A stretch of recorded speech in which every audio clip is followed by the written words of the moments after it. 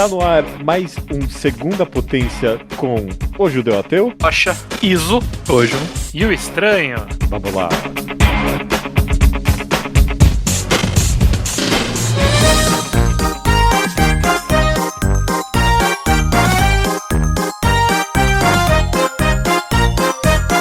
Maravilha, meus amigos, que loucura! O que tá acontecendo aqui? Sejam bem-vindos a mais um Segunda Potência, o primeiro em muito tempo. Eu não tenho a minha ideia. ou o primeiro desde março, se a gente quisesse. Eu não ia tocar nesse assunto, mas queria muito tocar nesse assunto. Seria tão bom, né, se a gente tivesse um quadro pra falar de coisa que não é mangá e ele tivesse estabelecido. Olha onde a gente tá aqui. A gente tem um quadro estranho no qual a gente fala de coisas que não é mangá, a gente fala de filme, de videogame, de quadrinhos americanos normalmente, e é o Segunda Potência. A gente tá aqui no Segunda Potência e dessa vez a gente vai falar de um desenho ocidental, não de uma forma excêntrica ao que a gente costuma falar. A gente já falou de Adventure Time, de Steven Universe e de A Lenda de Korra. Na história do Segunda Potência, então tem histórico da gente falando dos desenhos ocidentais, dos marcadores de época, eu diria, e dessa vez não vai ser diferente porque a gente tá falando de The Amazing Digital Circus, um desenho ocidental de 2026, a gente tá falando no ano, e se bem que ele começou bem antes. Bem antes. Ele é notório, né? Eu vi ele completo esse ano, então eu não sei, mas eu sei que ele era notório por sair, sair um episódio por trimestre, não é? Era uma publicação absurda. Quando eu comecei, eu fiquei confuso, porque eu pensei, eu vou começar esse desenho que deve estar o quê? Na quarta ou quinta temporada? Não, tá no episódio 5. Como assim? O que vocês estão falando? Vocês falam disso merda faz anos. Eu ouço falar do desenho da palhaça há muito tempo. Passou até uma temporada. Começou em 2022, mas o piloto foi em 23, perdão, em 2023. Olha só. O piloto saiu depois do último Segunda Potência. O último Segunda Potência é de 2020. Coincidentemente, é a estreia do Tony. O Night in the Woods. Um excelente programa que a gente gravou. Excelente Segunda Potência. E esse vai ser também. A gente vai falar então aqui de The Amazing Digital Circus. Tem algumas perguntas que eu quero fazer sobre a existência desse programa. Mas antes de mais nada, eu só queria lembrar que o Alquadrado tem um apoia-se. É o apoio barra... É o aponto... Caraca, que isso? Caralho. É o apoia.se barra Alquadrado, correto, Estranho? Exato, correto. Você pode fazer qualquer apoio financeiro nessa URL que você digita ou você clica no link da descrição também. É muito mais fácil do que digitar. E qualquer apoio é bem-vindo, a gente fica muito feliz, você vira o nosso mecenas aqui, mas se você fizer apoio de 10 ou mais reais, a gente também lê seu nome em alguns dos programas, como é o caso das seguintes pessoas: o André Assuda, Marlon Renan, Tomás Maia, Letícia da Cunha e João Paulo Vasquez Dias. Muito obrigado a todos. Muito obrigado a todos. Vamos lá. The Amazing Digital Circus. Judeu, só antes de começar, o Segunda Potência ele é um programa com spoiler ou não? Pra quem tá chegando aqui depois de 6 anos, não lembra muito bem qual é a cara do programa. Como que é esse? Tem uma regra muito estabelecida, Estranho, mas, mentira, meio que tem, a gente normalmente fala sem e depois com spoilers, mas eu vou quebrar a regra, Estranho. Eu acho que quem tá vindo pra esse podcast vem consumindo Digital Circus. Não tem muito que a gente pode falar que meio que o efeito cultural gigante desse desenho já não fez. As pessoas têm muitas opiniões sobre. Eu quero falar com spoilers de The Amazing Digital Circus. Não sei se você tá corroborando ou não. Feito, vamos lá. Vamos lá. Era só pra avisar para as pessoas não ouvirem desapercebidas. Se vocês não viram The Amazing Digital Circus, vão ver. 2 filmes, um atrás do outro, basicamente, de comprimento. Então aproveitem que está oficialmente de graça no YouTube. Não foi upado na pirataria. Não é. O formato é de graça no YouTube. Poucas coisas são tão acessíveis legalmente, especialmente em desenho animado. Em todos os idiomas do mundo. Eu pirateei que nem um otário. Eu pirateei também. Mas é porque eu gosto de ter aqui. Um dos raros casos que você pirateou de trouxa. Geralmente é o contrário. Eu gosto de ter alta qualidade. Antes de começar a conversa de fato, na verdade, desculpa, meio que... Mas eu tenho que lavar roupa suja. Eu tenho que entender como que esse podcast está existindo para começo de conversa. Porque, como eu já falei, já falou de vários desenhos ocidentais na história do Segunda Potência, mas em todas essas vezes, a gente falou deles com a pretensão de que você não ia estar aqui, estranho. Tipo, o estranho não tá, vamos falar desse desenho ocidental que a gente acompanha. E a gente ia lá e falava de Adventure Time quando terminou. E Steven Universe, mesma coisa. E de alguma forma você foi convencido a assistir The Amazing Digital Circus. Então eu quero saber um pouquinho do histórico de todo mundo, mas você especificamente, eu quero, tipo, o que te convenceu a gravar esse episódio? O Iso falando, eu queria gravar um programa disso. Tem 9 episódios. Tá bom. Foi isso, Okay. foi literalmente isso. Eu de verdade, assim, agora, depois de ter assistido, eu não acompanhei, e eu, como não sou um consumidor de desenhos ocidentais, desenho de forma geral até, eu não tinha me ligado que existia um hype, que existia um fandom, que existia galera, eu tô completamente fora da minha existência na internet. Agora eu olho em retrospecto e eu vejo, tipo, tinha umas fanarts que apareceram de vez em quando. O coelho tá em todo lugar mesmo, né? E agora eu sei de onde vem. Mas tirando isso, eu vivi muito alheio a isso. Não sabia de nada, não sabia que era impacto, não sabia. Eu sou o mais orelha possível desse programa. Eu acho que até pro bem, porque depois que eu ouvi falar que o fandom é complexo, eu preferi ter consumido sem saber absolutamente nada, ter falado com absolutamente ninguém, e aí eu vou dar opinião sobre isso. Dito isso, é engraçado o Judeu ter apontado isso, porque foi eu que fiz o lobby desse programa, e o estranho teria esquivado normalmente se não fosse o time da produção. Porque eu queria o Amazing Digital Circus no maio sem mangás, mas foi vetado porque assim que acabasse o maio sem mangás, uma semana depois sairia o episódio final, e vocês não iam fazer só os 8 primeiros episódios. Não mesmo. Não. Então eu tive que empurrar o meu pitch pra pós-maio sem mangá quando o estranho voltasse. E cá estou. Porque o que eu queria mesmo era colocar isso no mais sem mangás. Eu queria que o estranho não tivesse aqui, aí você tá falando. Não, é que o estranho teria esquivado normalmente. Aí azar dele. E se o estranho tivesse falado, eu não quero falar de desenho, esse programa também só não teria acontecido. Tipo, se na hora.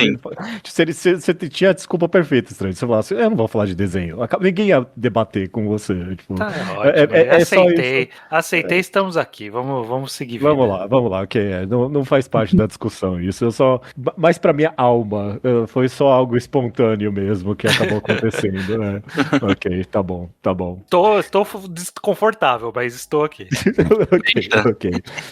Eu, por minha parte, eu meio que nem você, estranho, eu via aqui e ali, o finale apareceu muito mais na minha rede social do que qualquer outra coisa, mas eu fui quase cego. Tipo, eu sabia que, tem esse desenho da palhaça e falam que o coelho é trans. É só isso que eu sabia até quando eu fui ver. E aí eu fui ver e eu não gostei muito de primeira vez quando eu vi, eu vou falar a verdade. Vendo pra esse podcast, eu acabei gostando mais, tendo que parar e pensar. Então, eu também tenho bastante coisa a conversar sobre. Bocha, você foi concordando comigo? Você teve a mesma experiência? Idem. Eu soube alguns spoilers, por exemplo, eu sabia do Abstract do último episódio, mas tirando isso, assim... Não sei nem como que eu sabia, mas eu sabia que ia acontecer. Mas basicamente a mesma ideia que você. Eu conheci os personagens de vista, mais ou menos assim, já ter visto assim, mas não fazia ideia de onde era, na verdade, essas coisas. Tojo Digital Circus a longo prazo? Você tem cara de... Pior que até 2 meses atrás, quando eu fui no cinema assistir Backrooms e na sala do lado eu tava passando Amazing Digital Circus, eu pensava que Amazing Digital Circus e aquela série Ena fosse a mesma coisa. Então, não sei que série é essa. Também não. É uma outra série de desenho indie. Não é bem palhaço, mas é esquisitinho igual. De YouTube, Newgrounds, ganhou jogo uns tempos atrás aí. E dizem ser bem bom também. Mas na minha cabeça as duas coisas eram a mesma coisa. E aí, só depois mesmo que eu descobri que eram coisas diferentes que eu passei a me interessar um pouquinho a mais. Mas antes disso eu não tinha tido muito contato com fandom, com a obra em si e tudo mais. Interessante. Você, Iso, então, aqui tá como particularmente alguém que acompanha há bastante tempo. Se você fala que você viu só 5 episódios e parou. Eu comecei a ver só em janeiro desse ano. Ah, tá, ok. É 8 meses. 8 meses eu acho que é tempo suficiente. Ok, se é comparado verdade. com todos vocês. Aham, É. Deu tempo de eu acompanhar alguns atuais ainda. Mas interessante. eu ficava vendo o fanart da palhacinha na minha timeline o tempo todo e sempre parecia, pô, essa palhacinha parece da hora, mas que preguiça de entrar em mídia nova, porque do jeito que falavam, parecia que era uma coisa complexa. Eu achei que ia ser alguma coisa que era crossover de série com jogo, com multimídia, com não sei o quê. Tem cara. Aí quando eu descobri que... Aí eu descobri na real quando eu vi no meu Netflix. E eu vi que eram só 5 episódios. É só isso mesmo? Ok, bora. Bora lá ver. E viu. Bora lá ver. Então eu vi. Aí gostei muito, gostei bastante. Uhum. E aí Perfeito. acabou, e aí trouxe pra cá. E trouxe pra cá. Por onde que a gente começa essa conversa? Eu com certeza tenho muitos. Quero conversar sobre as mensagens e os temas de Amazing Digital Circus. É o que mais fez minha cabeça girar pensando sobre o que é esse negócio, afinal de contas. Mas antes, talvez dá pra conversar um pouco sobre o aspecto visual dele, dessa estética bem própria que ele acaba criando, e meio que o contraste disso tudo com o possível terror que ele tem, esse desenho de terror psicológico e tal. Vou começar com você, Estranho, já que você não sabia muito sobre o que era esse desenho. Você foi surpreendido por esse aspecto, conhecendo inicialmente só o visual meio cartunesco dele? Eu não...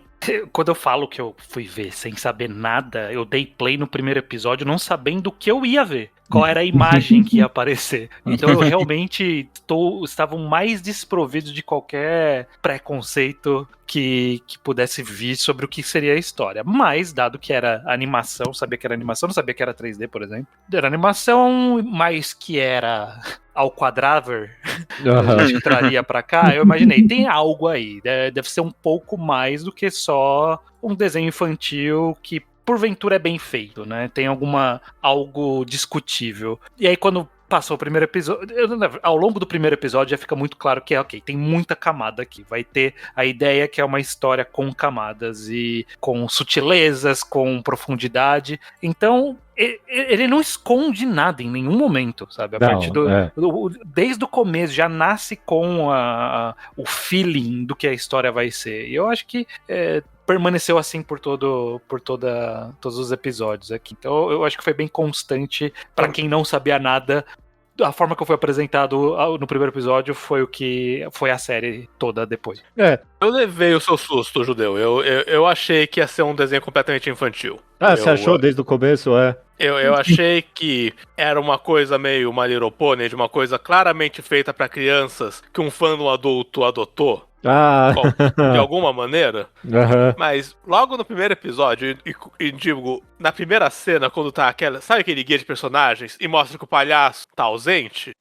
Ali isso é estranho. Eu não sei no que eu me meti. Foi quando eu vi o palhaço ausente que eu pensei, não sei no que eu dei play aqui. Ok, nesse sentido eu tenho uma experiência parecida com a sua, Iso. Eu acho que parte do sucesso dele tá nisso, até no final das contas, de tipo, eu sabia que, sei lá, eu não imaginei que era My Little Pony. Eu imaginei, sei lá, tipo, algo mais parecido com o que a gente já comentou, como um Adventure Time ou um Steven Universe da vida. Um juvenil, infanto-juvenil, que seja, sabe? Mas, tipo, que não tem as suas complexidades e tal, mas não é necessariamente, tipo, sei lá, pra adulto necessariamente. Eu não sei, é difícil colocar Digital Circus como pra adulto ou pra criança. Ele com certeza quebra qualquer expectativa nesse sentido. Expectativa eu não sei, mas sei lá, quebra qualquer padrão que você poderia colocar ele. É curioso, porque ao mesmo tempo na minha escola eu via minha colega de 25 anos comentando e meu aluno de 8. Parece que foi um enorme sucesso com muito criança mesmo, né? O que me surpreende, porque não tem essa vibe. Eu não consigo ver tipo, aquela camada de é uma história infantil com um subtexto legal. Não, tipo, ele é o subtexto, a história toda. Parece um negócio que tipo, não empurrou, mas os pais meio que botaram pra criança assistir, tipo, viam no YouTube lá, que legal o palhacinho aqui, deixa eu botar o menino pra ver e parar de me encher o saco. Sem saber o que era de fato. Dito isso, acho que nos anos 90, começo dos 2000, a separação entre desenho infantil e desenho adulto era muito clara por questões de vulgaridades e palavrões e tudo mais. E hoje eu acho que essa linha é muito mais turva também. Sim. Tem muita coisa que Adventure Time e Steven Universe podem falar que o Dexter e a Vaca e o Frango não podiam falar, sem mudar a faixa etária. Então acho que isso também altera, sei lá, acho que se saísse nos anos 90 seria indiscutivelmente adulto por tom, mas hoje é muita área cinza separando as duas coisas. Sim. E apesar de que eu discordo de você, Estranho, eu com certeza consigo ver o apelo pra muito criança, assim, em Digital Circus, só no sentido, tipo, que sempre existiu humor o terror. físico, se for. É um humor físico e o terror infantil sempre existiu. E, tipo, sei lá, se você pensar a coisa da nossa época, algo como Cachorro, Cão Covarde, ou aquele... Coragem. Cachorro Cão. Cachorro Cão, que seja. Ou qual é o nome daquele videogame dos bonecos ali que as crianças adoravam? Já não é mais contemporâneo. Que era... O videogame dos bonecos não simplificou muito pra gente chutar. Ai, aquele Five videogame... Nights at Freddy? Isso, Night at Freddy, isso mesmo. Incrível que eu consegui reconhecer com essa Ok. descrição. É o videogame de terror dos bonecos pra criança. Ok. Então acho que está menosprezando. Algo como o terror infantil sempre existiu. Então eu consigo ver o apelo aqui também. Eu consigo entender o raciocínio, mas ao mesmo tempo eu não acho que é o mesmo tipo de terror. Ele é muito psicológico e eu acho que muito dele, muito do terror que tem na história é a percepção do que aquilo representa. E eu não sei se é... Bom, não vou menosprezar a compreensão das crianças, mas eu até por mais vivência, de você ter mais consciência de si, sobre passagem de tempo, eu acho que o terror vem mais disso. Uhum. Eu acho que faz uma boa mistura dos dois. Eu acho que tem as implicações existenciais pesadas desde o começo, mas tem um bichão assustador cheio de olhos, que eu acho que, eu podia ter 7 anos com ele. Eita porra, que é? Esse bichão? Ou o próprio episódio do terror que tem, né? De vez em quando ele manda os negócios um pouco mais explícitos. Mas eu quero voltar para o que você comentou, Estranhei, do o quão explícito ele é no final das contas, desde o primeiro episódio. Você falou da surpresa, Iso, mas a surpresa é quebrada logo no primeiro episódio do quão explícito ele é na sua psicologia terroresca, né? Só queria comentar o quão isso é interessante e meio que um enorme apelo dele, de o tempo todo esse implícito, explícito tá ali, sabe? Então, nos momentos mais pesados e nos momentos mais leves, sempre tem essa camada do terror psicológico meio que rolando. Eu acho muito instigante isso, esse tipo de terror. Eu gosto muito. Sim. Ele brinca com vários aspectos disso. Tem o terror dos próprios participantes, personagens, e que se manifestam de várias formas, né? Tem, como você falou, tem o episódio do terror mesmo, né? Que é o mais clássico possível. Tem o terror ali do psicológico, da surpresa. Desde o primeiro episódio, a Pomni ali no... Tipo, o que tá acontecendo? O zoião dela esbugalhado, tipo, que porra é essa? E você também nessa sensação, mas até, sei lá, o segundo episódio são os NPCs passando por terror ali, né? Sim. O terror Lovecraftiano digital deles. O Gamizinho ali, tipo, o que eu sou, sabe? O que eu represento, como eu vivo. Então, ele mergulha bastante nisso. É o que permeia bastante da história ali. Ok. Do aspecto visual desse 3D CG dele, vocês têm alguma coisa a comentar? Eu não pensei muito em comentários sobre isso. Talvez alguém aqui tenha. Se não tiver também. Eu não sou especialista em animação, como eu já avisei. Mas eu achei extremamente bem feito. Dado a ideia principal por trás de ser essa simulação, e fica meio claro, muito de cara, que é uma simulação de alguma forma, né? Um espaço digital, tá no nome da história, que é o espaço digital ali. Mas a forma como a animação usa tipo, eu adorei a incorporação de glitch, por exemplo, né, na história. Toda a incorporação de glitch pra mim tá muito bem feita. Tipo, de parecer um glitch de verdade, mas é obviamente animado com intenção ali. Eu gostei bastante disso, das múltiplas formas de animação também. quando tem ali as viagens lisérgicas do Jax, quando ele tá naquele pré-abstrair, sei lá, tudo, até a brincadeira de ter de vez em quando estilos diferentes de animação ali dentro da própria animação, quando eles encontram os peixes muito mal animados, que tipo, é uma cena curtíssima, mas é muito bacana. Então assim, eu acho que visualmente a estética da série como um todo, pra mim, é muito on point, assim, tipo, não tenho nenhum ponto negativo pra falar. Eu gostei muito de tudo. E acho que a coisa mais importante também para esses projetos mais limitados, assim, não limitado de tecnologia, mas limitado de verba, assim, de acesso, de tempo, é acertar nas expressões dos personagens. E todos os personagens de Amazing Digital Circus são muito bem expressivos. Sim. Ajuda a vender bem bem a história, como eles demonstram isso. Umas movimentações faciais muito boas. Eu sou particularmente fã do design do Kane. Acho que ele é muito diferente do que eu tô acostumado a ver e muito expressivo também. Coloca a boca e o olho no lugar errado, mas ainda um olho e uma boca que dão muita expressividade pra face dele. E um topete também, sobrancelha. Eu particularmente amava. Quando eu reassisti, eu tava muito focando a atenção nisso toda hora. Os olhos do Jax, eu tava amando tipo, a forma como eles estavam fazendo pequenininhos para expressão, ou cobrindo o olhar inteiro com aquelas pupilas gigantes nos momentos. Dava umas facetas, uma gama muito grande de expressão aqueles olhos. Mas isso é bem legal com a Pomni também, mas acho que todos os personagens são bem animados e expressivos nesse sentido, porque é mó legal, tipo, por exemplo, ver mesmo Gangly, todas as expressões que ela vai adquirindo. Sim, tudo. Sim. O Jax especificamente, eu tô falando com português brasileiro terrível, o Jaque.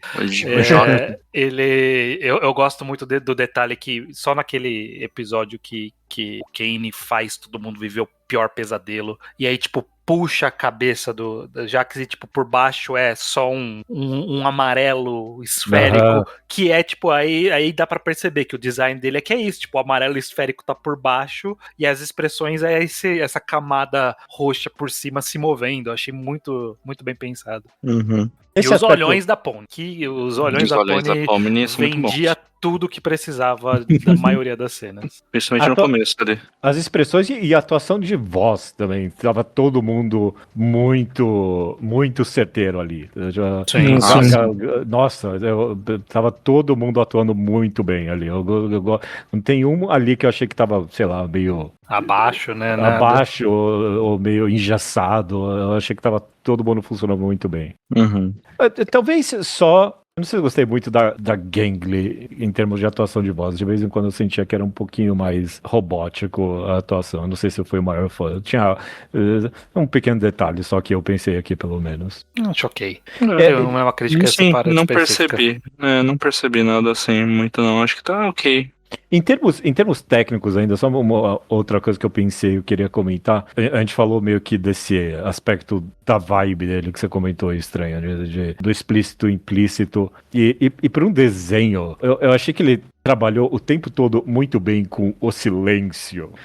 Tem muito silêncio nesse desenho. E muitas vezes eu uso clássico, tipo, para mostrar meio que o desconfortável do negócio, né? O awkwardness. Mas não sempre, não é só esse uso meio tradicional. Às vezes é só para enfatizar, tipo, uma tragédia ou só o absurdo. Muitos momentos de silêncio nesse negócio absurdo rolando, eu gostava muito.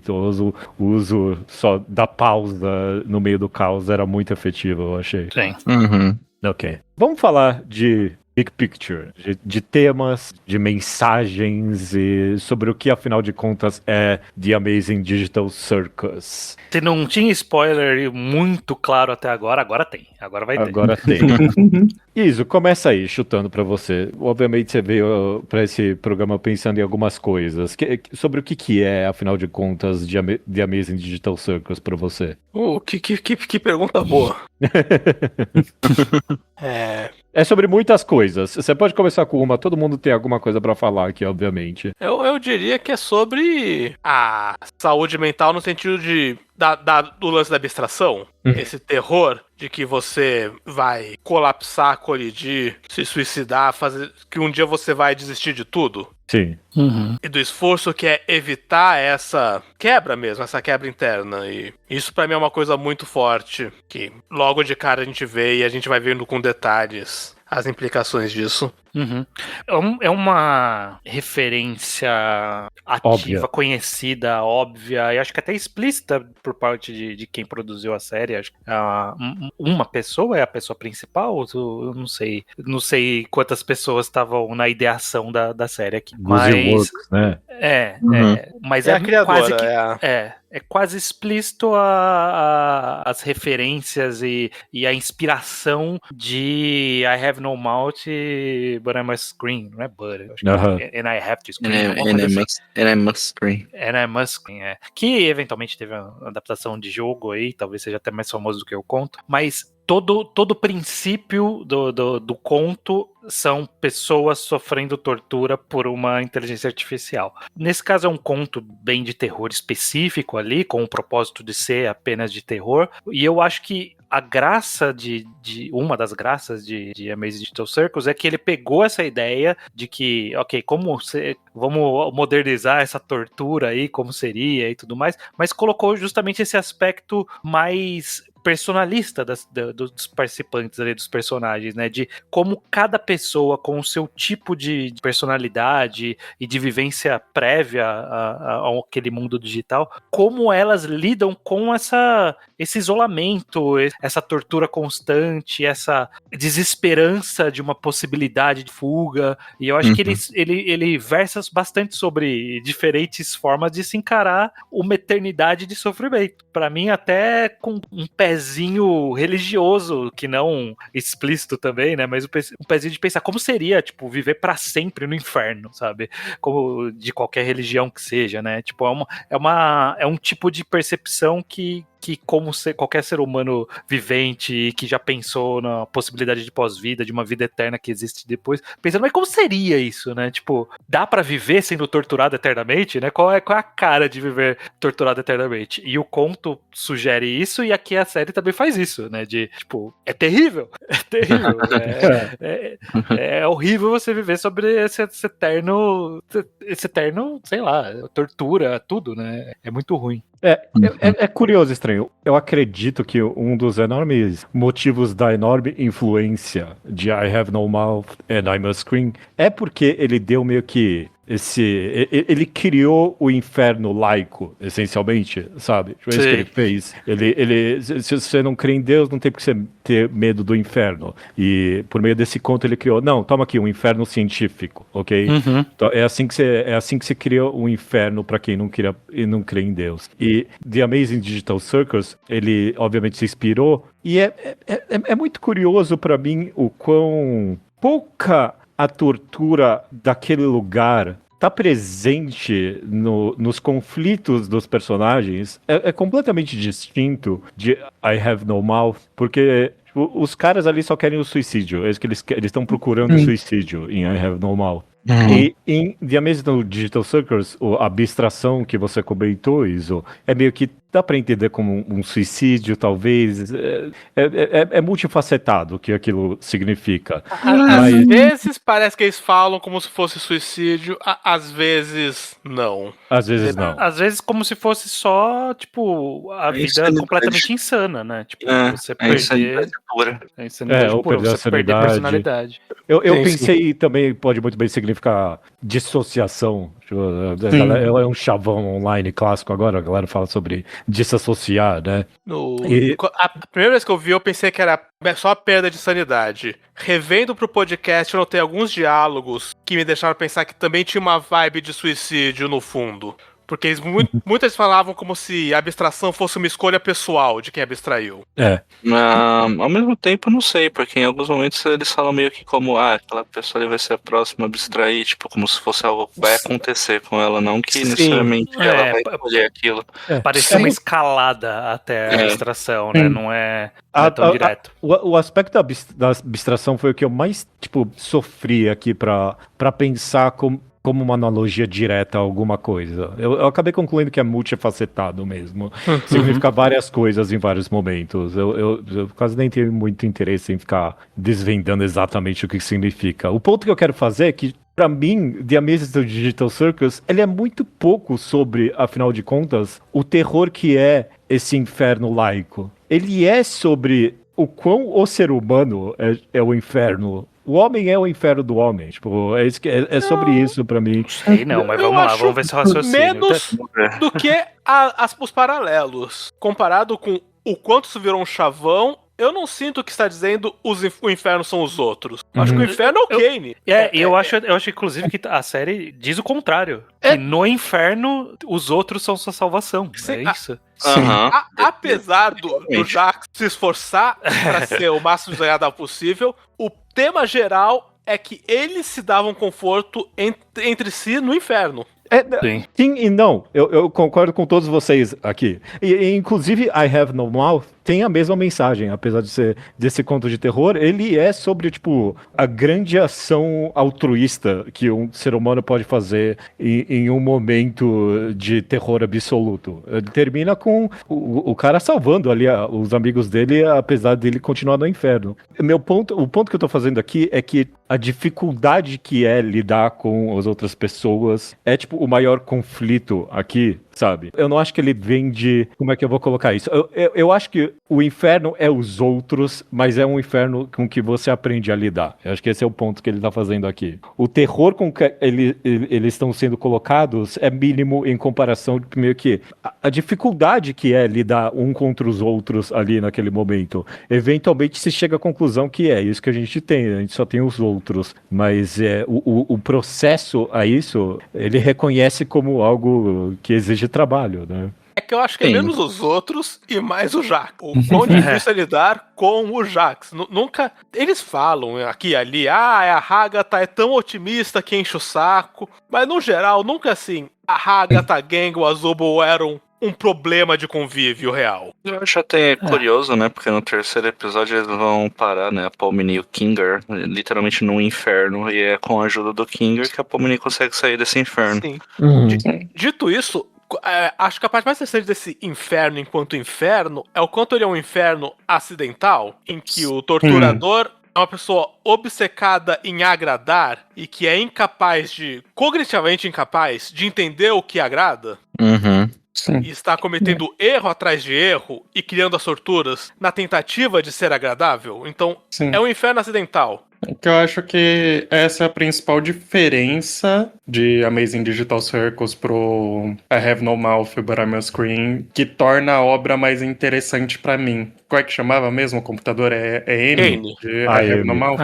Isso. Ele era um mastermind desse inferno com a intenção de ódio, enquanto o Caim, ele faz esse inferno, entre aspas, com a intenção de validação. Ele quer ser validado como alguém importante, como alguém que consegue executar o seu trabalho, como alguém que quer agradar. E o ódio, ele é muito binário, então não tem muito pra onde você correr, enquanto a validação é um sentimento mais cinza, então você consegue explorar mais as coisas. Então, eu acho que a Amazing Digital Circus conseguiu fazer meio que a mesma história, só que de um jeito mais interessante por conta disso. No final, o inferno não era porque eles estavam no inferno, não era porque o Caim era maluco e queria torturar todo mundo. Não, a coisa foi se tornando o inferno por causa da rotina. Que eles não aguentavam mais aquela rotina que eles estavam, conviver com aquelas pessoas que eles gostavam, mas estava se desgastando semana após semana, dia após dia. E isso é o que deixa esse aspecto da obra mais interessante pra mim. Eu acho legal que, basicamente, né, o Caim, ele vai se tornando um vilão, e ele, né, como vocês mencionaram, ele quer agradar, só que ele não tem a capacidade de compreensão dos outros, e pra mim é mais isso sobre o que é a história, sobre realmente parar pra escutar, compreender os outros. Todos os elementos, todos os temas sempre voltam pra isso. Então é muito sobre compreender, escutar e aprender, assim, a lidar com as pessoas, de certa forma. Eu gosto, como a gente falou de inferno, e eu até comecei com essa percepção, mas pra todos os efeitos, por boa parte, ele meio que é o céu. Tipo, no sentido de a vida é eterna. Você em teoria não tem sofrimento físico, a menos que te inflijam isso, né? Você tem comida, você pode desejar o que você quiser e vai ter. Você tem uma vida de diversões, de aventura. Tipo, e você tem a eternidade pra viver o jeito que você quer. Mas ainda assim, ele tem os seus problemas por ser essa eternidade. Ele é um misto, né? Ele é meio céu e meio inferno, porque também tem o inferno de você não tem seu próprio corpo, você tá desfigurado, entre outros assuntos ali. Mas eu gosto que ele representa essas duas coisas também. Não, mas é para todos os efeitos o céu e o inferno. Essa é uma percepção meio ateu até do negócio, sabe? Também. Tipo, que o céu e o inferno é a mesma coisa, no sentido de que qualquer experiência pela eternidade Sim. é um tédio inimaginável, tipo, é algo inconcebível, né? E eu sei que a criadora foi explícita, pelo menos em um dos temas que ela tem para esse desenho, de que é a possibilidade de encontrar algo positivo mesmo numa vida estagnada. Eu sei que é sobre isso. Eu jamais leria isso tão diretamente sem a autora tivesse falado, mas falando, você vê um pouco disso, né, na obra, meio que encontrar a positividade numa rotina, ou pelo menos das coisas em volta dela, né, numa modificação da rotina, algo assim. Tem algo grande que eu pensei, eu queria comentar, porque eu definitivamente vi meio que o negócio todo como uma metáfora ou uma analogia a relações interpessoais online, especificamente, e meio que até a premissa do negócio, colocando essas pessoas em avatares, sabe? Como algo, tipo, todo mundo sendo colocado aqui, todo mundo tem um avatar hoje em dia não, sei lá, nos últimos 20 anos da existência da convenção online, todo mundo tem um avatar, e isso significa algo diferente da época de Tron, por exemplo, sabe? Não é o mesmo tipo de avatar, você encara, você tem outro tipo de personalidade online. E eu acho que o Jax fala isso bem explicitamente em algum momento ali com a Pomi, que ele tá conversando sobre finalmente viver e encarnar esse personagem. Eles falam explicitamente isso uma hora sobre... Ele diz que ele é o engraçado. Os arquétipos. Os arquétipos, exatamente, os arquétipos. Eu acho que dá pra ler isso como meio que mais meta-narrativo.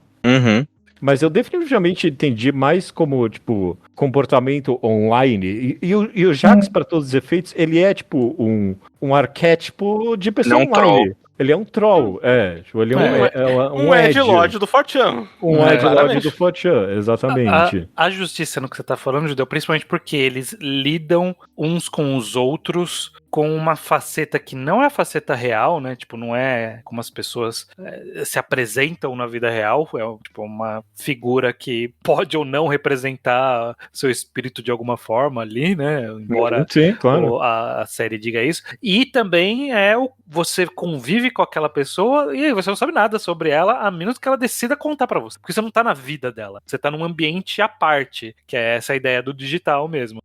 Nós todos aqui nos conhecemos pelo mundo digital. Tipo, a gente conhece da vida do outro. Hoje em dia a gente já se encontrou pessoalmente múltiplas vezes, mas até a gente se conhecer pessoalmente, o que você sabe da pessoa é só o que ela fala. Porque eu não tô te vendo no dia a dia. Não sei onde você trabalha, não sei onde você mora, como você vive, quais são seus gostos. Nada, a menos que você me fale isso. Vale até pros nomes deles, que aqui mesmo, nesse podcast, ninguém está usando o primeiro nome entre si. E tem essa enorme barreira digital, estranho. Você não vê a expressão facial das pessoas, você não vê... Tipo, dá pra ver umas expressãozinhas. Lá dá pra ver, mas tipo, tem essa separação real, sabe, do negócio. Eu gosto do que você tá falando, Judeu, porque eu acho que a separação com o real também é muito o ponto de como cada um lida com o circo.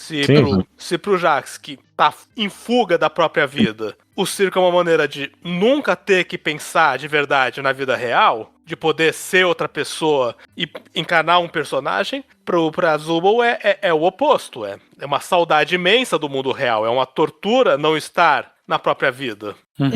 Não poder transar. Sim. E o mundo é isso. O mundo tem tantas pessoas que vão para as redes sociais para fugir, contas que tem que estar nas redes sociais, às vezes a trabalho, mas queria viver offline. E a gente encontra esses dois perfis interagindo às vezes. Exato. E até justifica muito da persona do Jax durante a série toda, sobre como essa pessoa que precisa do online para viver, para escapar das incertezas da vida real, né? Do sofrimento da vida real também, né? Então tem esse paralelo. Eu vejo justiça no Fala. E mais do que isso, como essa separação do real modifica a forma com que as pessoas se relacionam e se comportam, sabe? Então, tipo, uma parte da jornada de todo mundo ali é entender aquele espaço como real e não como virtual, sabe? Tipo, ok, se a gente tá aqui pra frente, pra sempre, esse é o nosso espaço real, então a gente tem que começar a se comportar aqui como real e não como virtual. Então, tipo...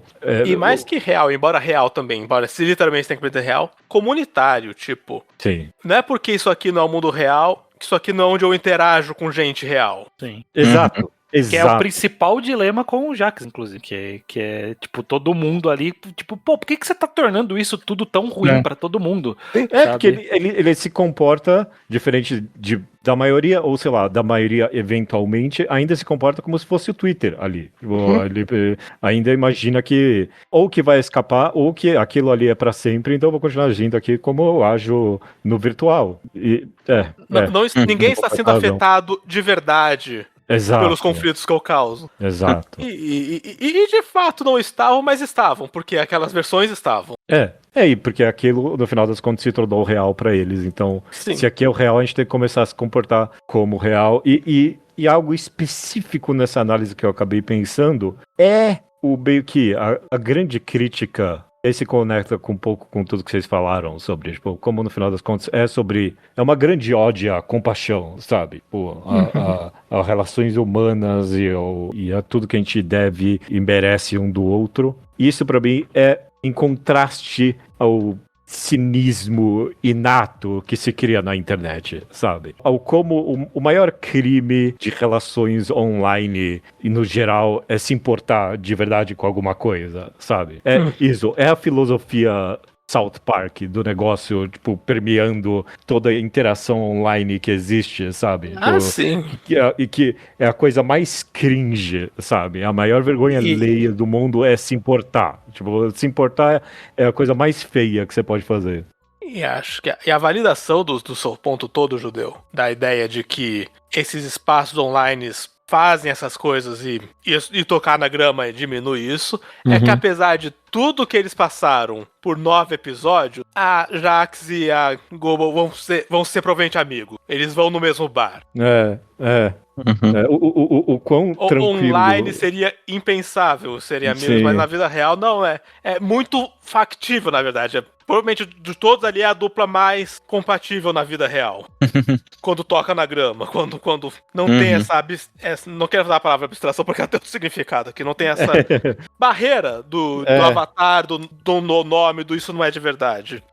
E se eu puder puxar, desculpa, eu pensei muito sobre isso, desculpa se eu tô monologando aqui um pouco, mas se eu puder puxar um último fio desse raciocínio, nessa lógica de que o Amazing Digital Circus é uma analogia para comportamento online, o próprio Ken, ele é uma representação bem interessante. De como o Grok estraga tudo. Oi? De como o Grok estraga tudo.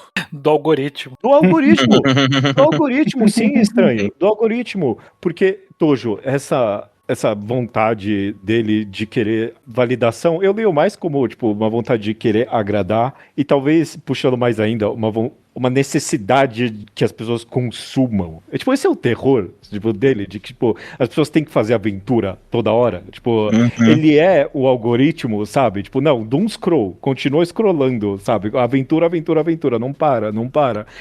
E é interessante que toda vez que os personagens escolhem uma aventura, naquele episódio das aventuras escolhidas por eles, é o momento pacato, sabe? Tipo, é olhar as estrelas, é ir pro bar, é um trabalho comum, é a pausa, tipo, é o não querer fazer aquele negócio, é sair dessa necessidade de consumo de conteúdo o tempo todo. Mais que isso, o Caim precisava também que, embora ele pudesse ele fosse essencialmente onipotente, ele precisava que os 6 gostassem da mesma aventura, o que muito rapidamente a gente nota que nunca ia acontecer.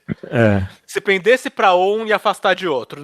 Logo de cara a gente vê que eles não querem a mesma coisa numa aventura. E Zubul fala, você pode deixar um monte de porta aberta, a gente entra na que a gente quer, quando a gente quer, e curte as coisas. E o Kenny, não, eu tenho que dar uma proposta e ela tem que agradar todo mundo, que é algoritmo mesmo, que é... E é algoritmo mesmo isso, porque não, você não sabe, eu sei o que você sabe, tipo, eu sei o que você gosta, eu sei, eu vou mostrar aqui pra você que eu sei, que eu consigo algo que todo mundo gosta, eu sei, eu consigo, Então, eu vi muitos reflexos de comportamento online, especificamente nesse desenho, e só pensando no final, é muito tocante nesse sentido pra mim, de que, tipo, eles arrumam um algoritmo, velho. Tipo, eles conseguem. É muito bonito que eles conseguem entender aquele espaço como real e encontrar sentido naquilo. Que é, em teoria, a forma como você resolve a nossa vida digital hoje, né? Que é coloca de volta na mão dos humanos para eles decidirem o que eles querem, em vez de buscar atingir o máximo de engajamento possível o tempo todo. Tipo, a gente só quer ficar de boa, a gente só quer conversar, conviver, sem necessidade de interação obrigatória, sem ter que cumprir tabela de nada. Eu quero só fazer o que eu quero no tempo que eu quero, sabe? É isso. Foi o tema de uns 2, 3 episódios seguidos, os personagens só pedindo pro Caim dar uma olhada na caixa de sugestões pra ver o que eles realmente queriam. Eu gostei dessa analogia do judeu, eu não tinha pensado nela antes de começar, eu tô adorando ela, e o twist final de que o King ele explica: todos nós temos os exatos mesmos poderes do Kane. É só menos natural pra gente, mas se a gente concentrar, a gente pode fazer tudo o que ele pode. É isso também. A gente não precisa do algoritmo. Tudo que o algoritmo pode fazer, a gente podia estar fazendo no lugar dele. A gente tem esse poder. Dá a mais gente trabalho, faz a internet. Dá mais trabalho, é mais artesanal, mas a gente consegue. A gente não só recebe a internet, a gente faz a internet. Todo mundo faz a internet. Por usar ela. Mas no final das contas, tipo, se você não tem o controle que seja do quem, o ambiente molda o ser humano. Não tem jeito.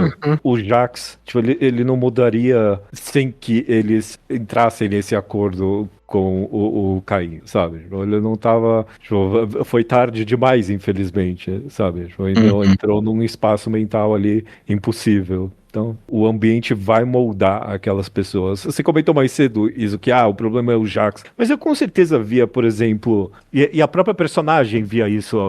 Eu sou ruim dos nomes. A boneca de pano. A Ragatha. Ela é também, tipo... Você vê esse arquétipo online das pessoas excessivamente positivas, sabe? E aí, pode ser eu que todo o meu cinismo, eu não sei, sabe? Mas, tipo, também é um tipo de comportamento que o espaço evoca em você, sabe? É quase um espelho do cinismo do Jax, sabe? Tipo, que não, eu tenho que ser excessivamente reconfortante porque tem esse outro arquétipo maligno aqui nesse espaço. E é só na interação real que você consegue se desvincular disso. Não sei. Eu não vou. Você tá evocando o seu real cinismo, porque ela tá longe de ser. Ela não foi o problema de ninguém ali, a bem da verdade. Sim, não. Em nenhum momento. Tinha muita gente um pouco de saco cheio dela, mas nunca a amizade está em risco, o convívio está em risco. Só por. Chatão, hein? Mas ninguém parou de andar com ela, ninguém distratou ela por isso. E é chatão, dado o contexto, justamente, sim, né? Tá todo mundo na bosta aqui, e aí você vem com essa, sabe? Tipo. E a Pomni mesmo, a Pomni é uma das que reclamam que a positividade excessiva cansa e pode ser desagradável, mas no último episódio ela fala: Ragatha, você nunca deixou de ser minha melhor amiga aqui. E não quer dizer que tá dando certo, só quer dizer que não é uma coisa que estraga uma relação do jeito que as ações do Jax estragavam as relações dele. Sim. Não é assimetria. Tá. Vocês têm razão. Pois ela é o segundo mais criticado do grupo. Isso é disparado. A Ragatha é o segundo que mais aponta e falam: essa atitude não é legal. Ok. Eu não sabia disso. Eu monologuei muito aqui. Alguém tem algum outro tema que gostaria de trazer? Eu não perguntei coloquei diretamente aqui. No começo, eu eliminei essa possibilidade de tratar muito do online, porque começou o primeiro episódio e eu já tava pensando, tipo, beleza, vai ser uma história meio que Sword Art Online, assim, eu loguei no Roblox e tô preso aqui. Mas eles tiraram isso até meio que rápido, então eu meio que eliminei essa analogia. essa analogia, assim, de uma maneira tão profunda da minha cabeça enquanto eu assisti. Mas na conversa tá me fazendo pensar um pouco e realmente é meio que isso mesmo. Eu tô aqui só pensativo com a possibilidade. Tem o elefante na sala, de que é muito sobre identidade e com dois personagens centrais, a identidade deles em conflito, a identidade de gênero deles, que é a única coisa que a internet entendeu. A gente faz um favor mostrando que tem mais coisa a ser entendido, mas é algo central ainda, especialmente no último episódio. Eu tenho algo a comentar sobre isso, na verdade, isso. Porque, número 1, você tem razão, foi praticamente o único tema que a história que o pessoal tirou sobre esse tema trans que tá rolando aqui. Em defesa do pessoal, a autora pediu pra esse seu grande takeaway. Um dia depois do outro episódio soltou uma fanart que foi retweetada pra caralho só pra confirmar a questão trans do episódio. E a autora deixou explícito, falou, ou a Jax é transfeminina e tudo mais. E a autora sendo trans e todo mundo sabendo disso, todo mundo já via esse subtexto como algo que ia ser importante, então... Se bem que eu vou falar, eu fui sabendo duas coisas desse desenho, um que tem a menina palhaça e um que o coelho é trans.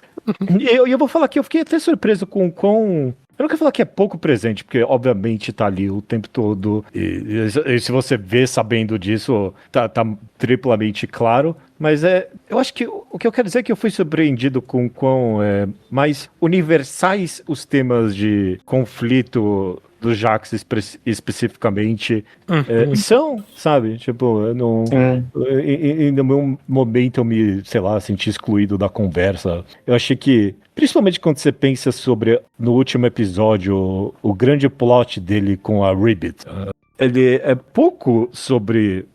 Talvez seja injusto falar isso, mas vou falar, foda-se. Ele é pouco sobre o conflito trans do Jax, é mais sobre a dificuldade de relação humana e de se abrir. Eu tenho essa percepção. Primeiro, eu senti sinais e eu só soube que era trans no final mesmo. Tipo, ok, deu a entender isso mais claro. E aí eu fui descobrir que as pessoas falavam disso. Eu não sabia, eu não tinha esse spoiler. Mas eu acho que o ponto é que, pra você ser o edgelord da internet, você precisa ser trans, né? Tipo, eu acho que o ponto do personagem, a identidade é, obviamente, um fator importantíssimo para compreender parte das inseguranças e de algumas das atitudes, mas são inseguranças humanas, né? Que é possível você sentir e é uma das formas que muita gente se lida pessoalmente com os seus conflitos internos. Então, uma pessoa que passa por traumas na vida e que a reação é se fechar para o mundo e criar uma casca cínica, né, de interação com as pessoas. Então, tem a ver, sim, é uma experiência trans, mas é uma experiência humana de forma ampla. Sim, eu também fui meio que como judeu, assim, sabendo dessa parte da história de antemão, mas quando começou a contar a história do Jax, de fato mesmo, eu pensei que ia ser, tipo, beleza, agora é a hora, vou ver um negócio mais lacração possível e eu vim aqui pra isso. E aí eu fiquei surpreso que não. É muito pouco sobre isso. Eu quero dizer... Eu até gostei mais, que acho que não é tanto sobre isso. Até os problemas dele. Porque é interessante sempre, eu gosto quando autores colocam experiências pessoais e colocam esse processo muito específico de vivência como representado na arte, como uma forma de você conhecer, empatizar, entender e tudo mais. Mas ficou poderoso aqui mais justamente porque acabou sendo muito mais amplo do que é só, não é reduzido, mas só o personagem do Jax, né? Tipo, ele é um avatar de um arquétipo, que é um arquétipo humano que a gente encontra. A gente tem pessoas que são assim, que você conviveu na internet e na vida real também. Então fica mais poderoso quando transcende sentimentos, assim, né? De uma forma até que o próprio personagem nem consegue colocar em palavras, né? Muitos dos dilemas que a gente sabe do que o Jax conta não são nem ele expressando sentimentos, é contando a história e a gente relacionando com o que a gente sabe da personalidade dele, né? Então é muito profundo, né? Da escrita desse personagem, né? É uma escrita muito boa para você compreender todas as ações e entender essa personalidade, entender essa figura, entender as atitudes no episódio anterior que ele aperta o botão para desistir ali da fuga. Que momento, Que diz tudo, né? Esse discurso, né? Então funciona de forma muito ampla para a história. Eu concordo com você plenamente, Estranho, e eu quero adicionar, eu quero reforçar de que eu não quero que ninguém saia dessa conversa pensando que tem que esconder mesmo, não é um tema que tem que ser... Não é esse o ponto foi feito, é claro, aí a universalização desses temas, e quando é feita a leitura trans, especificamente, só enriquece, sabe? Porque essa universalização desse tema vem da enorme negação do tema. Você fala, Estranho, que, tipo, ele nem verbaliza, porque, tipo, a ideia de verbalizar de que ele se entende como uma mulher trans é tão absurdo, sabe? Tipo, o personagem é tão inimaginável, sabe? De que falar isso seria algo muito chocante, sabe? Tipo, o personagem acaba... Qual é a palavra? Não desassociando. Abstraindo. Acaba se abstraindo porque ele não consegue reconhecer isso até o final, sabe? Ou se reconhece e não consegue expressar isso. Então, E olha essa tragédia que maravilhosamente escrita. A gente tá falando do Jax no masculino. É um personagem que abstraiu sem nunca ter assumido essa identidade. Sim, a gente sabe por contexto. O Jax preferiu morrer a mudar os próprios pronomes. Sim. Isso é pesado, e inclusive é uma representatividade que a mídia, pelo menos a mídia aqui, eu, que estou muito fora do nicho e que respinga no mundo cis, aborda muito pouco, que é a de quem não transiciona, mas ainda é trans porque ainda está com a disforia, com conflito, com todos os dilemas, mas não transicionou socialmente. O único outro exemplo que eu consigo lembrar que eu já vi na ficção disso é o Togata, de Fire Punch. Sim. Quase todo outro exemplo que eu vi, a gente conhece o personagem pós-transição e por isso a gente pode entender. Essa questão é interessante, os bastidores da questão do Jax, que é justamente uma história criada por uma mulher trans e pensando num nicho mais LGBT de audiência, e pensando que essa é uma coisa pequena e nichada e indie. Quando explodiu e virou uma coisa muito grande na internet, que a autora decidiu, então eu vou ter que deixar algumas coisas um pouco mais explícitas, porque eu achei que só as dicas iam contar a história inteira pro meu público. E esse um pouco mais explícitas pro público cis ainda não foram explícitas o suficiente. E muita gente reclamou que não conseguiu entender que o Jax era trans, mas não falando porque ele falou um monte de coisa que eu não entendia. Pelo contrário, falando porque ele falou um monte de coisa que eu sou cis e fez sentido pra mim. Então, obviamente, não pode ser uma pessoa trans falando. Sim. Porque no fundo, todo mundo, eu não sei. Talvez não nesse nível, vou colocar dessa forma. Talvez não no nível de uma pessoa trans que não consegue, por inúmeros motivos, se abrir para o mundo, mas todo mundo tem em algum nível algo dentro de si que não consegue expor para outros, né? Todo mundo guarda alguma coisa e esse é um sentimento universal, mais uma vez. E questão de vulnerabilidade, de confiança, e de ter com quem se expor, que era todo o ponto. A Ribbit era cis, mas foi um momento que ela chamou de vamos nos conectar e nos expor um pouco, porque eu quero me conectar com os meus segredos. E ela não era trans, mas ela sentia o ímpeto de fazer isso. Bom, apesar de que tá aí, mais uma vez, a tragédia do negócio, no sentido de que todo mundo ali é trans, né?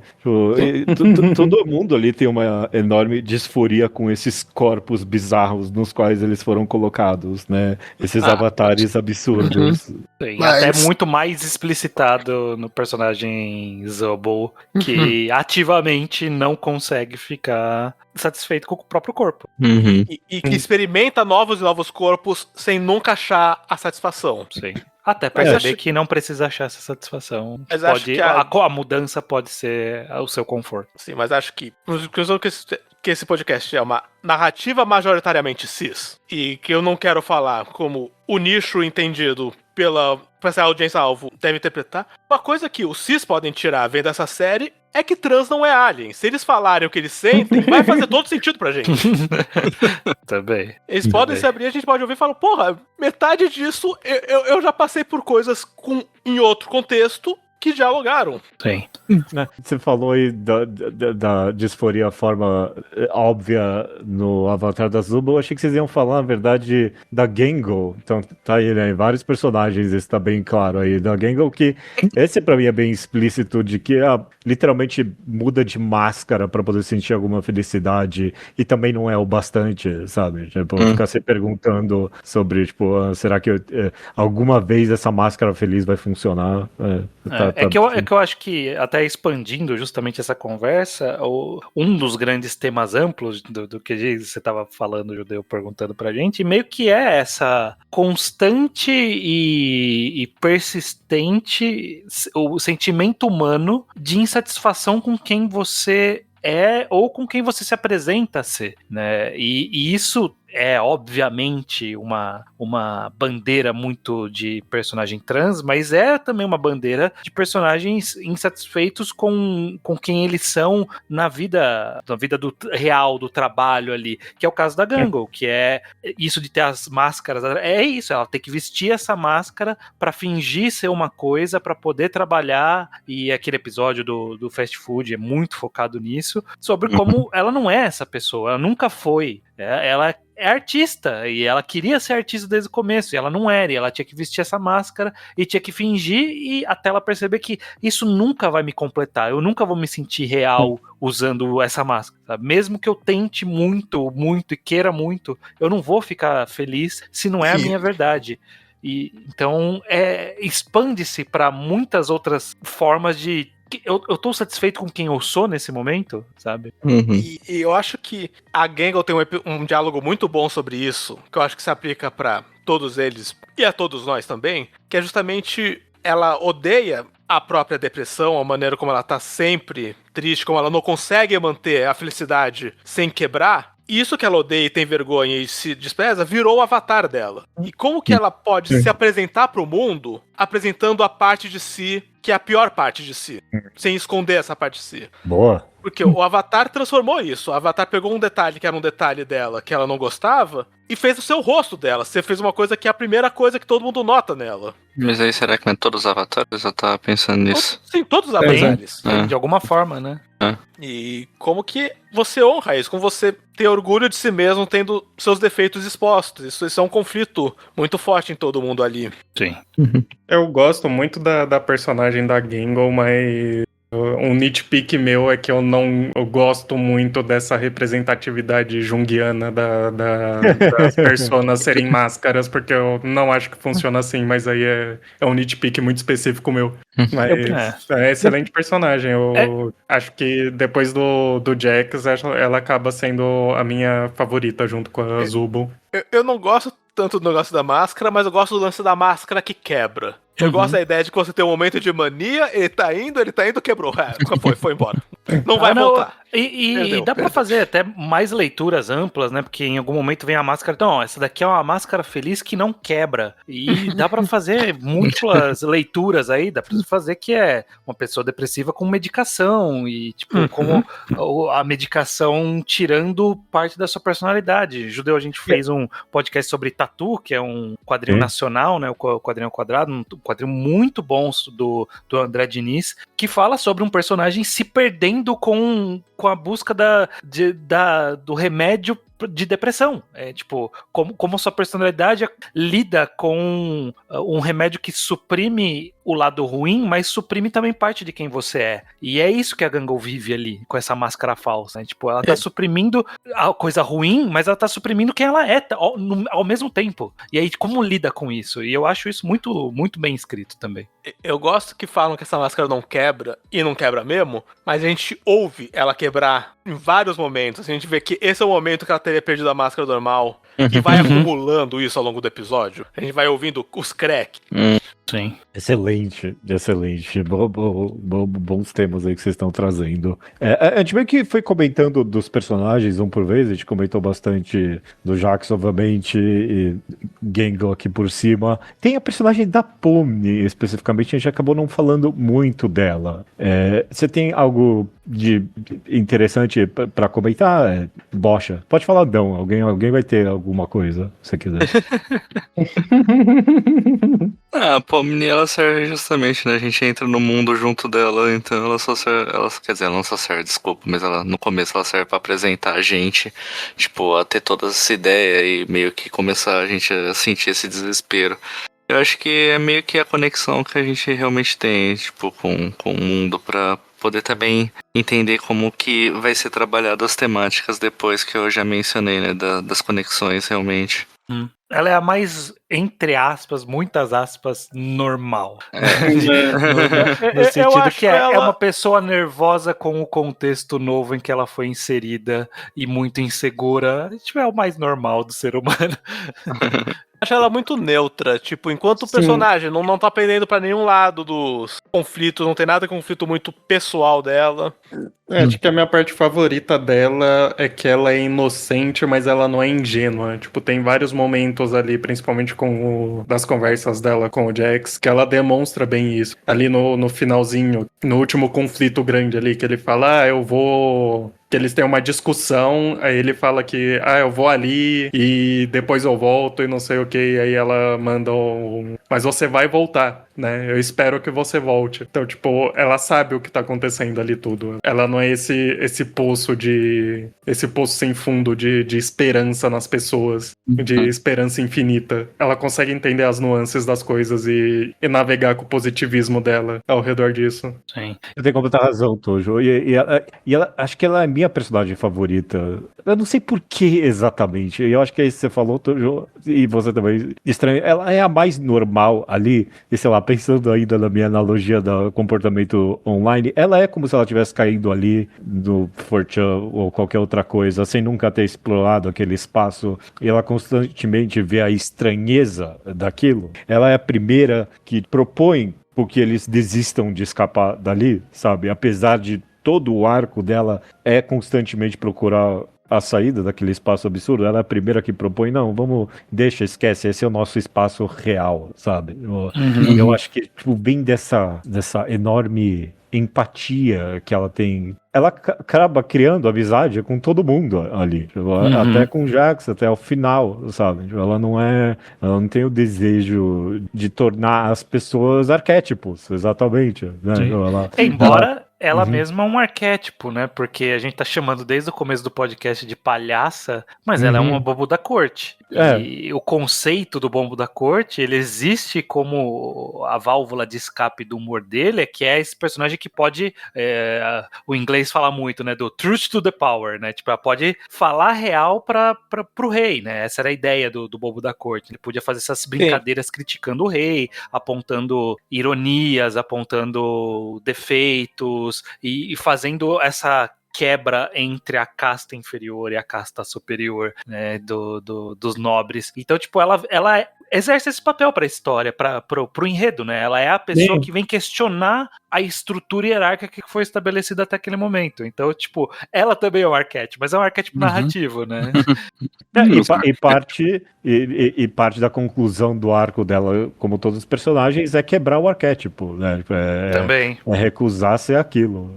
É feito. Tem mais algum personagem que vocês gostariam de comentar? A gente não conversou Eu muito gosto sobre o... muito do Kinger. É, a Eu gente não gosto muito conversou do muito Kinger. sobre ele. Não sei se por favor. tanta Eu conversa gosto muito sobre. do Kinger. Eu Ele é gosto muito do Kinger. extremamente carismático. Eu tô... Sim.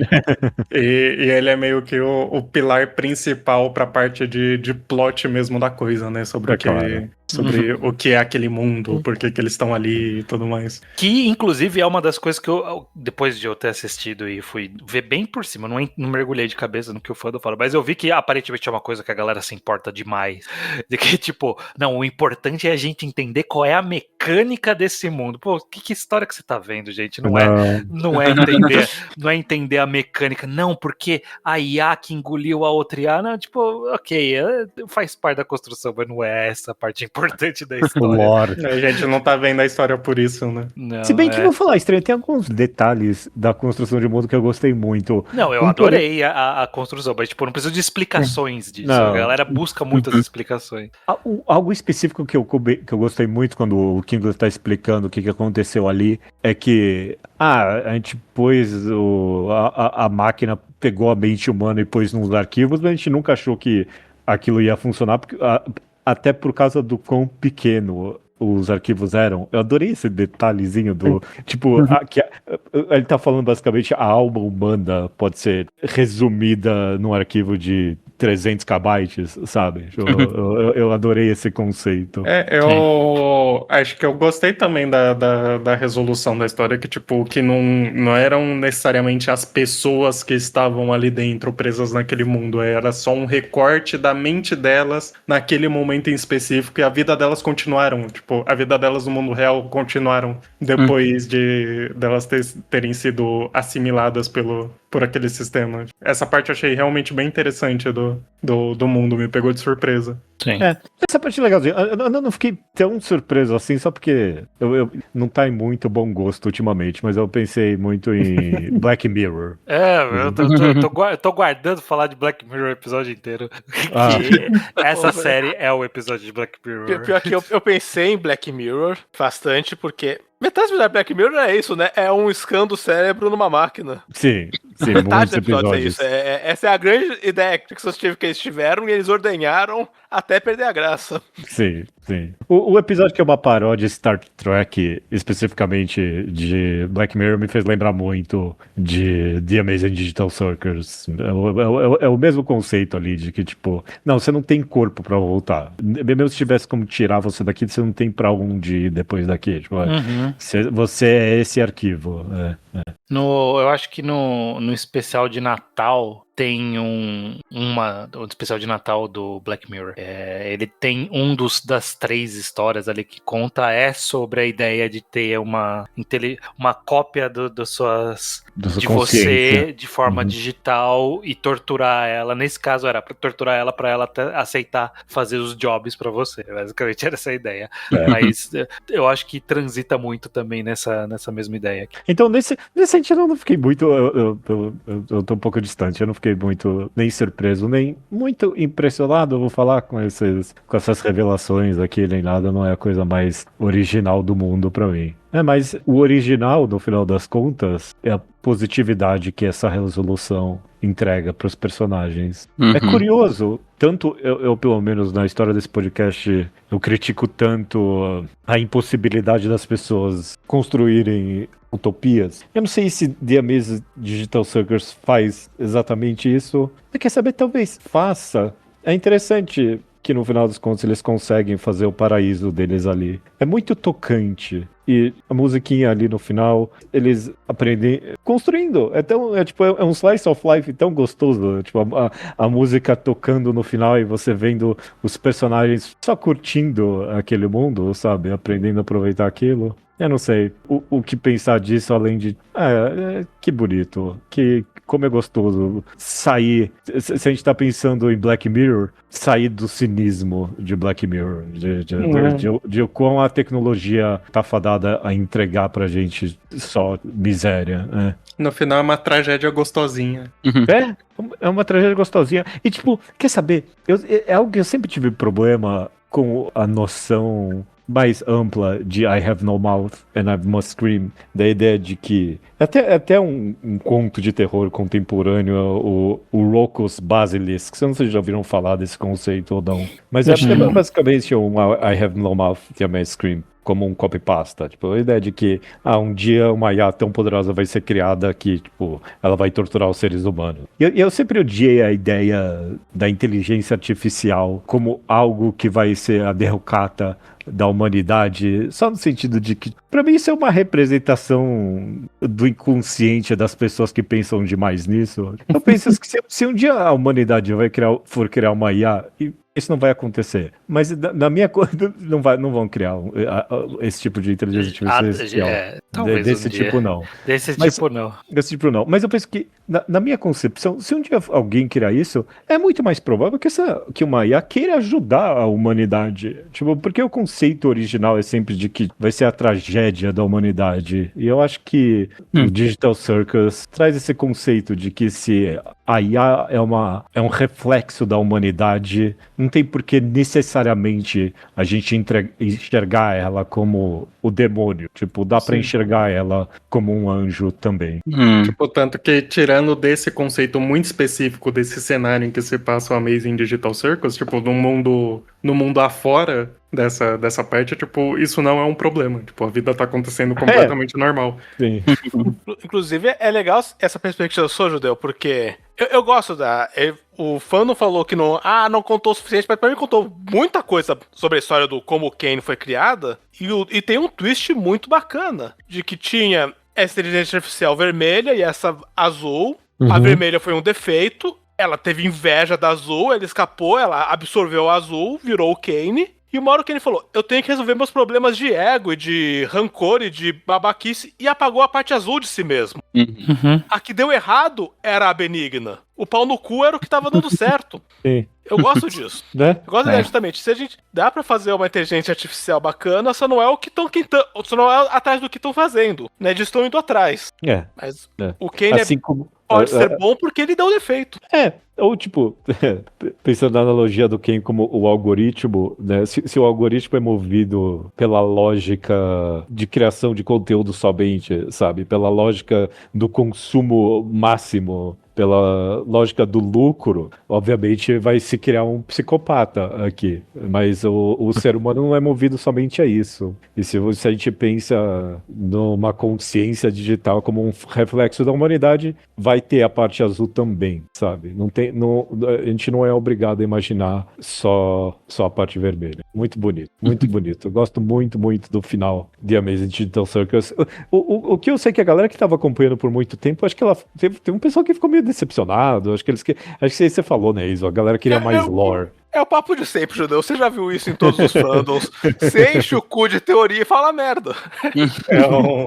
Mais um ano, mais um Lost, né? Eu abri o Letterboxd e aí, tipo, um dos top comentários é só flashback do Jack, então, que bosta. Eu, tipo, quê? É isso que você tirou do episódio? E a galera reclamando, eu cheguei no fim pra descobrir que só queriam falar da Pomni do Jax e o resto era secundário. Sim, obviamente, esses dois eram os protagonistas e o resto era secundário.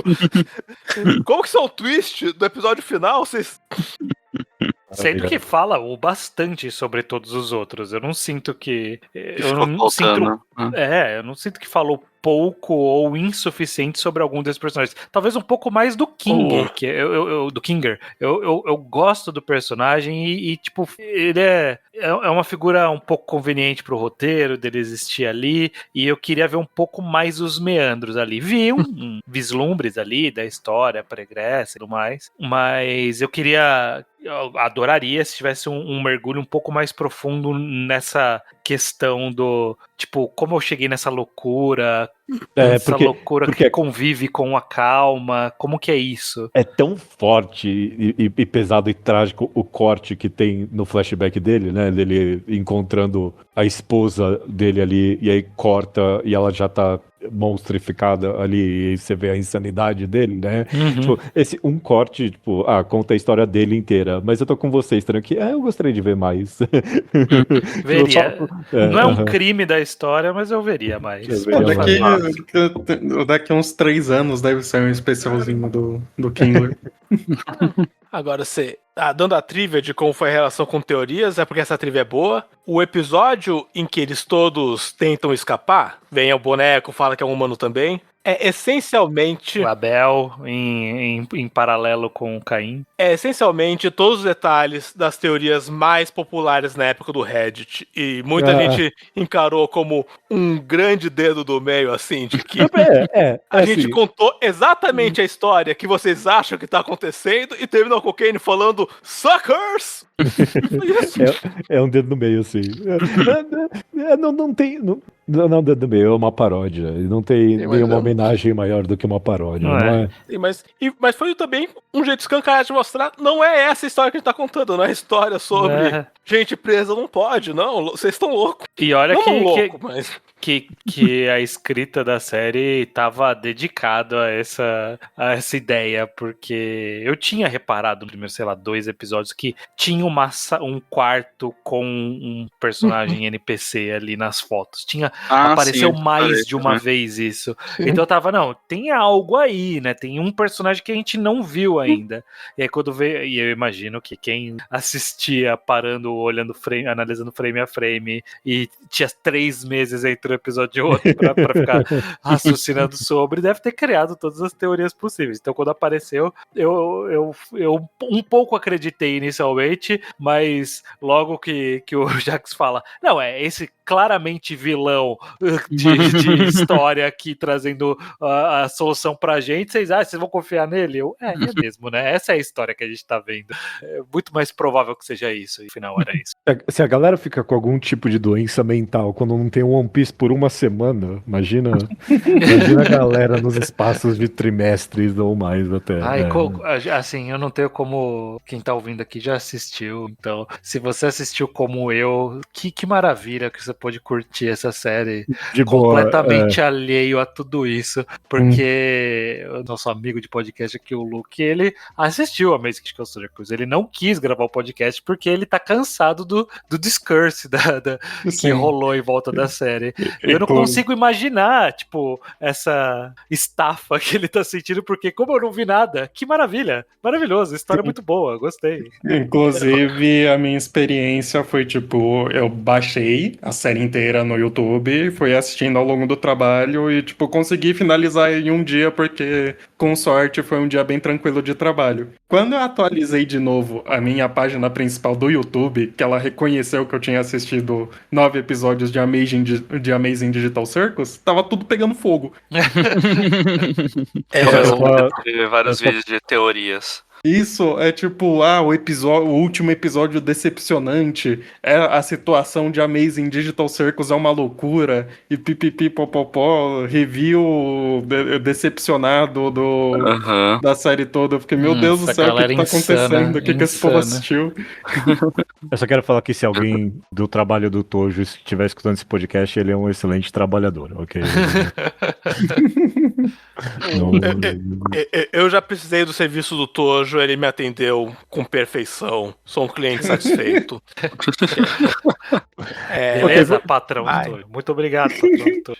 Mas, assim como eu vi alguém comentar isso no Blue Sky, eu peguei pra alma, porque eu adorei o que eu li, de que assim como tem a morte do autor, você tem que começar a trabalhar com a morte do fandom. Com a ideia de que a gente tem que ler uma coisa desconsiderando totalmente tudo que o fandom já disse. Por quê? Porque foda-se. A fala antigamente é que quando uma obra é publicada, ela não é mais do autor, ela é do público. Não, ela não é nem do autor, ela não é nem do público, ela é do indivíduo. Okay? Ela é sua, a história é sua. O máximo de interação que você tem que ter com fandom, assim, é você e mais 5 amigos mais malucos que você. Assim, você grava podcast com ele. Pisou no Reddit e já tá errado. O fandom tem que ser a sua turma. O fandom não pode ser o Twitter, ou o Reddit, ou o YouTube. Ali nada bom sai dali. Isso é pra qualquer coisa. Por que você quer saber o que uma pessoa que você nunca viu na vida acha sobre o 9º episódio de Amazing? Foda-se o que é uma pessoa. Tipo. Eu não sou tão extremista assim, não sei. Não, mas tipo, a pessoa aleatória, que você não tem convivência, você não sabe às vezes ela tem uma boa qual é a opinião. bagagem Vocês dela. fizeram comentário meta pros ouvintes do podcast? Não, porque as pessoas tá. do podcast conhecem a gente, eles sabem, e aí eles podem, eles têm uma ideia do que esperar, do que vai vir aqui, e eles têm toda a bagagem pra poder Eu tenho boas discordar opiniões. da gente. Eu tenho boas opiniões. Ouvinte, todo mundo aqui é seu amigo pessoal. Vocês têm que pensar na gente nesses termos. Esse acha ruim discute basicamente sozinho com a gente nos comentários. Ok, Ou com estamos o seu terminando círculo aqui. pequenininho, né? Um círculo pequenininho tá tudo bem. Estamos terminando aqui o Segunda Potência. Eu nem pensei nisso, mas normalmente a gente recomenda coisas baseado... Você já Ok. tem a recomendação, né? Que é Pois é. Bom, uma recomendação óbvia é o I Have No Mouth and I Must Scream. Nenhum de nós tinha lido Eu esse não li até conto. agora. Eu sabia da existência, eu não cheguei a jogar, mas eu vi a história do jogo e tudo mais, e honestamente eu acho que o jogo é até mais interessante do que o conto, porque o jogo ele dá contexto para os personagens que estão ali Ele dentro. trabalha mais individualmente cada um dos Isso. personagens, né? E aí você ganha um pouquinho mais de afeto. É. O conto não é ruim, não. Eu gostei muito, muito mesmo. Não, e o jogo foi escrito pela mesma pessoa que escreveu o conto, Sim. então tá canônico pra Sim. quem se importa com esse conceito. O conto não é ruim, mas eu peguei um pouco de raiva da pessoa que tava narrando o audiolivro que eu ouvi. Bom, o que eu ouvi era o próprio autor narrando, se eu não me engano. Então, tá aí. Eu não sei, Tojo. O que eu escutei tava muito bom. Eu ouvi uma versão em português que eu achei meio meia boca. A pessoa tava completamente maluca, biluteteia, e eu tava ouvindo as palavras e ficava tipo, eu não sei se eu tô gostando muito da tonalidade que tá aqui, eu acho que outra tonalidade, outro estilo de leitura, assim, de você passar essa história, eu acho que me deixaria um pouquinho mais feliz. Mas Mas eu sou estrangeiro nesse podcast aqui. Eu não sei se eu consigo pensar em alguma coisa muito próxima que conecte com a exata experiência de Amazing Digital Circus. Talvez, tipo, minha recomendação é os bons episódios de Black Mirror. Quais são eles? Você procura aí. Alguns deles são bons e eles têm uma vibe que pode circular e é isso. Recomendo Danganronpa. eu acho que ele tem paralelos com outras histórias de inferninho, assim, que a gente já leu e recomendou aqui, por exemplo, Bibliomania. Pouquinho, tem um feeling aí. Um Infinite Train, que é basicamente a mesma coisa. Eu não sei se vocês chegaram a conversar em algum Segunda Potência sobre Infinite Train. A gente agitou e não foi. Não falamos de Infinite Train no final das contas. Eu tenho uma recomendação de desenho ocidental, ela é muito paralela. Não paralela, não, tangencial. Mas eu gosto muito, eu consigo imaginar alguém que gostou de Amazing Digital Circus gostando também de The Midnight Gospel. Então, são desenho, acho que tem bom tempo já, não sei se ele tem uns 6 anos, alguma coisa assim. Mas é uma vibe completamente diferente. É basicamente difícil de explicar, mas é um desenho ocidental experimental, no qual eles transformam conversas de um podcast que existiam previamente ao desenho num desenho. É maravilhoso, é bem experimental e ele é bem filosófico, eu diria, né, num sentido parecido a The Amazing Digital Circus. Então, só nessa mesma vibe de desenho ocidental maluco, The Midnight Gospel eu gosto bastante. Eu não sei se mais alguém aqui viu ou não. Não surpreendendo ninguém, não vi. Poxa, você recomenda Danganronpa? Tá de sacanagem. Não, sincero. Você recomenda tanto quanto você recomenda, sei lá... Quer saber, Bocha? Eu tô entendendo por onde você tá vindo. Eu quero saber, Danganronpa, talvez Eu mesmo. não achei a recomendação do Bocha ruim, não. Não sei, não entendi a faz zoeira, sentido, não. faz sentido. O 2 e o 3 mais do que o primeiro. O 2 e o 3, com certeza. Inclusive, o Judeu recomendou Midnight Gospel, eu tava pensando aqui, não, mas peraí, Missa da Meia-Noite não é um desenho, é uma série. Aí eu tive que pesquisar pra saber que eram coisas diferentes. Perfeito. Como é que a gente costuma terminar o Segunda Potência Estranha? Semana que vem. Mas não sei. Judeu, fazem 6 anos e esse de 6 anos atrás eu não tava. Então eu não sei. Você tá aí algum Segunda Potência? Claro, Tá, vários. claro, Eu vários. não estava só de desenho, só. Desenho eu não participei, mas todos os outros eu tava. Bom, Não, todos os outros não. O último foi de jogo. Eu não tava em alguns jogos também. Eu Eu vou não tava falar de o visual novel, é isso. Tá. Vou falar o seguinte, no mínimo até ano que vem. Vamos ver se. O ano que vem, quando esse quadro voltar no mês de maio, a gente se vê de novo, gente. Não, aí é maio sem mangá, não tem nada a ver. É, Não tem exatamente. nada a ver. Não tem nada a ver. É o exato mesmo quadro. Passou a mesma foto. É isso, só a mesma foto.